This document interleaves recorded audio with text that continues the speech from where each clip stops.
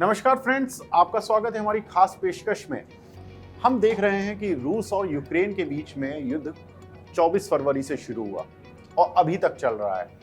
इस युद्ध के क्या परिणाम होंगे, क्या अंत होगा, ये तो नहीं पता, लेकिन इस युद्ध का एक दूसरा युद्ध भी शुरू हो चुका है, वो है महंगाई का युद्ध। और ये महंगाई का युद्ध यूरोप में बहुत तेजी से बढ़ गया है। यूरोप पर तो महंगाई का बम ही पड़ गया है एक तरह से। और ये जो बम पड़ा है ये रशिया के द्वारा ही पड़ा है बेसिकली, क्योंकि और ये यूरोप ने खुद चूज किया है, क्योंकि यूरोप ने खुद सैंक्शंस लगाए रशिया से क्रूड ऑयल के लेकर। और उसके बाद जो वहाँ पर महंगाई का बम फटा है वो इतना तेज है कि यूरोप में महंगाई की दर करीब 40 साल के हाई पर पहुंच गई है। अगर हम देखें तो 8.1% की महंगाई दर हो चुकी है पूरे यूरोपियन रीजन में, और ये 1983 के बाद अभी तक की सबसे बड़ी महंगाई दर है। जर्मनी की बात करते हैं, जो कि यूरोप की सबसे एक बड़ी इकोनॉमी कही जाती है। वहां पर अगर हम देखें तो 1973-74 के बाद सबसे ज्यादा महंगाई दर इसी समय पर चल रही है। फ्रांस में देखते हैं, फ्रांस में महंगाई दर 1985 के बाद रिकॉर्ड स्तरों पर चल रही है।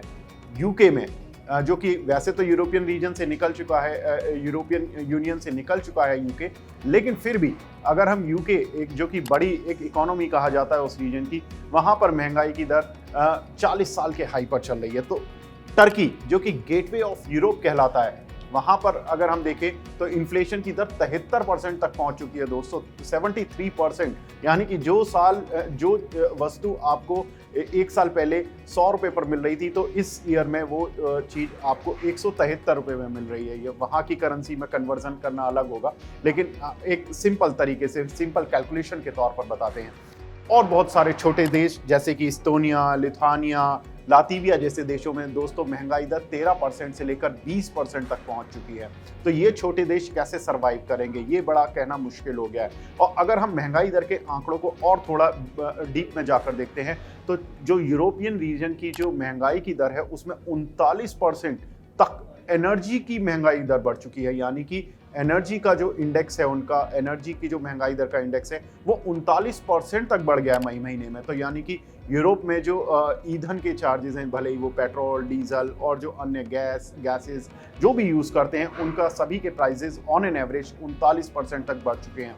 ये महंगाई की दर लगातार जब से रूस यूक्रेन का युद्ध शुरू हुआ है बढ़ती ही जा रही है और अनकंट्रोल्ड पोजीशन में पहुंच चुकी है। ये तो तब है हाल दोस्तों जबकि अभी भी यूरोप रशिया से 50% तक अपने तेल की रिक्वायरमेंट को पूरी कर रहा है। और अभी वो सैंक्शन लगाने जा रहे हैं जिसमें कि वो कह रहे हैं कि साल के अंत तक हम 90% तक रूस के क्रूड पे डिपेंडेंसी खत्म कर देंगे। तो उसके बाद क्या होगा महंगाई दर का, ये कहना बहुत ही मुश्किल हो गया है। जो 10% भी बचता है वो कह रहे हैं कि कुछ पाइपलाइंस हैं जो कि जर्मनी और हंगरी की साइड पर हैं, उनसे तेल आना बहुत ज़रूरी है, वरना तो वहाँ पर और ज़्यादा प्रॉब्लम हो जाएगा। तो अगर 90% तक ये रशिया से तेल और गैस का अपना इंपोर्ट बंद कर देंगे तो महंगाई दर कहाँ जाकर रुकेगी, ये कहना बहुत मुश्किल हो गया है। अगर हम देखें तो अभी ये प्रॉब्लम्स केवल यहाँ पर ही समाप्त होती नहीं दिख रही हैं।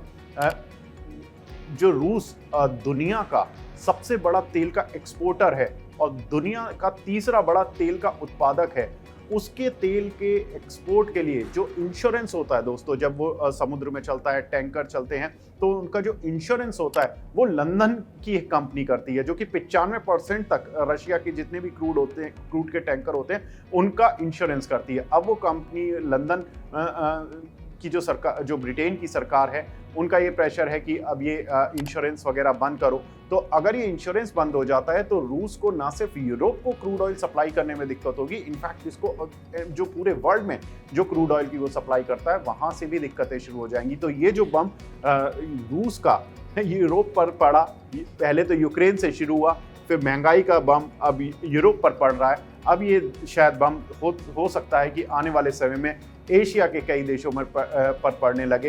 हालांकि बहुत सारे देश ऐसे हैं, जैसे कि हमने देखा कि श्रीलंका, नेपाल और बहुत सारे देश, पाकिस्तान, जहां पर की अर्थव्यवस्था बिल्कुल चरमरा गई है। इंडिया हालांकि बहुत अभी तक अच्छे से मैनेज कर रहा है इस पूरी सिचुएशन को।